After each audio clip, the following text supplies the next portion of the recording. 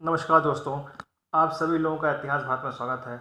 इतिहास भारत के सौजन्य से आप सभी लोगों को ऐतिहासिक वीडियो दिखाई जाती हैं और इसी कड़ी में आज एक और वीडियो लाया गया है जिसका शीर्षक है राजपूत पॉलिसी ऑफ अकबर या अकबर की राजपूत नीति। लेकिन वीडियो शुरू करने से पहले मैं आप सभी लोगों से ये गुजारिश करूंगा कि आप सभी लोग हमारे चैनल इतिहास भारत को सब्सक्राइब ज़रूर करें ताकि इतिहास से जुड़ी महत्वपूर्ण जानकारियां हम आप तक पहुंचा सकें। अकबर से पहले जितने भी मुस्लिम शासक दिल्ली के सिंहासन पर बैठे, उन सभी शासकों ने राजपूतों के खिलाफ दुश्मनी और युद्ध लड़ने की नीति को अपनाया। इसका नतीजा ये हुआ कि वे अपने साम्राज्य को स्थायित्व और मजबूती नहीं दे सके। अकबर बादशाह इस बात को जान चुके थे कि राजपूतों के सहयोग के बिना एक विशाल साम्राज्य की स्थापना नहीं की जा सकती। इसलिए राजपूतों से मित्रता एक राजनीतिक आवश्यकता थी। अकबर को अपने शासनकाल के शुरुआती वर्षों में कई विद्रोहों का सामना करना पड़ा था। इन विद्रोहों को दबाने के लिए राजपूतों की सैनिक शक्ति ही सक्षम थी। बाबर और हुमायूं के दौर में मुगलों को विदेशी माना जाता था। अकबर बादशाह मुगलों के इस विदेशी स्वरूप को खत्म करके इसे स्वदेशी स्वरूप देना चाहते थे। इसलिए भी उन्होंने राजपूतों का सहयोग प्राप्त करना आवश्यक समझा। दिल्ली और पंजाब से गुजरात और मालवा जाने का रास्ता राजस्थान से मिलता था। इसलिए अकबर बादशाह राजस्थान में शांति स्थापित करना चाहते थे। उनका मकसद वहां से धन प्राप्त करना नहीं था। अकबर ने अपनी नीति द्वारा राजपूत राजाओं को स्पष्ट कर दिया था कि वह उनके राज्य पर अधिकार नहीं करना चाहते और न ही उनके आंतरिक मामलों में हस्तक्षेप करना चाहते हैं। उन्होंने यह भी स्पष्ट कर दिया कि उनके सामाजिक, आर्थिक और धार्मिक जीवन में हस्तक्षेप करना उनका उद्देश्य नहीं है, बल्कि वे चाहते हैं कि राजपूत राजा नवीन साम्राज्य के प्रभुत्व को स्वीकार कर लें और मुगलों की छत्रछाया में अपने राज्य को चलाएं। प्रभुत्व को स्वीकार करने के निम्न 4 अर्थ थे। पहला, वे खिराज के रूप में राज्य के केंद्रीय शासन को प्रतीक रूप में कुछ रकम देते रहें। दूसरा, वे अपनी बाह्य नीति तथा पारस्परिक युद्ध द्वारा अपने जिन अधिकारों की रक्षा करते थे, उन अधिकारों की रक्षा का भार केंद्रीय शासन को समर्पित कर दें। तीसरा, आवश्यकता अनुसार वे केंद्र को नियत सैनिक सहायता पहुंचाते रहें। चौथा, वे अपने को साम्राज्य का अविभाज्य अंग माने, अलग इकाई ना बने। अकबर बादशाह ने अपनी राजपूत नीति को सफल बनाने के लिए सिर्फ संधि वार्ताओं का ही सहारा नहीं लिया, बल्कि कहीं कहीं पे इन्हें युद्ध भी लड़ने पड़े। मेवाड़ और रणथंभौर में शक्ति का प्रयोग किया गया।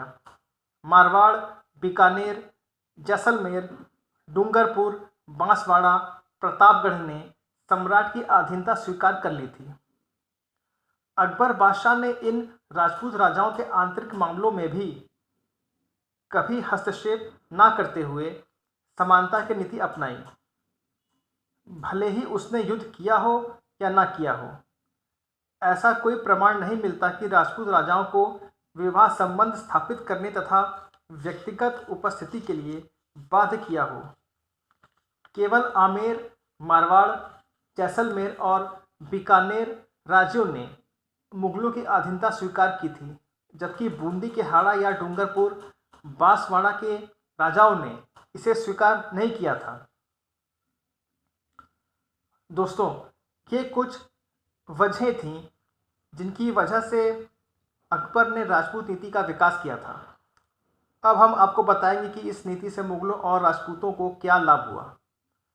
अकबर की राजपूत नीति अवसरवादिता, स्वार्थपरता और संकीर्ण उद्देश्य से प्रेरित नहीं थी, जिस वजह से राजपूतों को समानता, सम्मान और स्वतंत्रता प्राप्त हुई। मुगल साम्राज्य के विस्तार और सुदृढ़ीकरण में अकबर की राजपूत नीति का महत्वपूर्ण योगदान माना जाता है। इस कारण से राजस्थान में भी शांति स्थापित हुई और मुगल साम्राज्य की जड़ें मजबूत हुईं।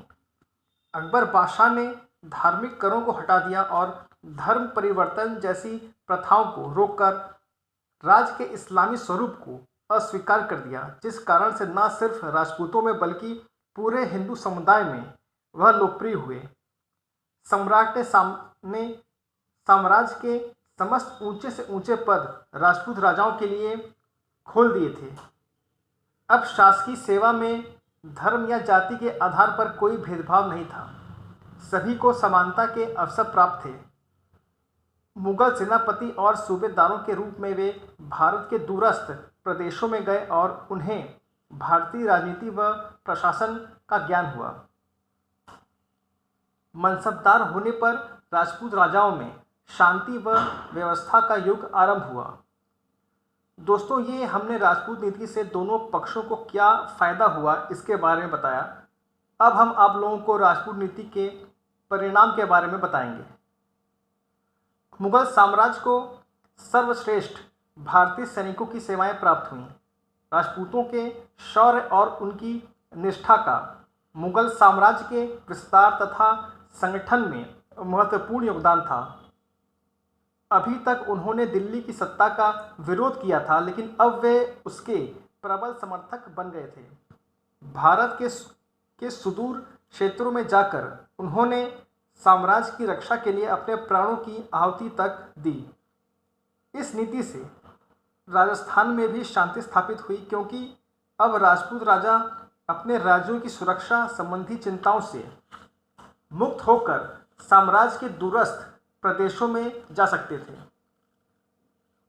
वहीं दूसरी ओर दरबार में राजपूत मनसबदारों की संख्या भी बहुत ज़्यादा थी, जो कि साम्राज्य के ऊंचे पदों पर थे और उनका सम्राट पर और दरबार में पर्याप्त प्रभाव था।